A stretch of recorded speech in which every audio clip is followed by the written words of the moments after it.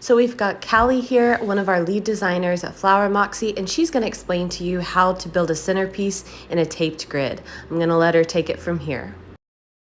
So to start, you want to make sure that your vase is very dry on the top so that the waterproof tape sticks on it really nicely. I did 3 strips across one way and 3 strips across the other way, and then I secured that around the outside of the vase to make sure that the tape doesn't go anywhere. And next, I just added my greenery. I'm using Israeli ruscus and baby eucalyptus here, and I've gone ahead and stripped all of the bottom leaves off to make sure that the water in the vase stays really clean and doesn't get nasty and murky really quickly.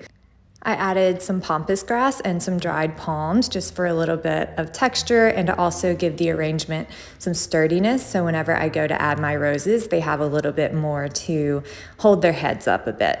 So for the roses, I made sure to cut these at varying heights. I have some tucked in a little deeper and then some coming out a little bit taller and maybe out the sides a bit more. I like to spin the vase around to make sure that I don't need to add any other roses or that I don't have any awkward holes or missing places in the arrangement. So I'm really thrilled with how this turned out, and it's also just a really quick and secure way to create a beautiful centerpiece.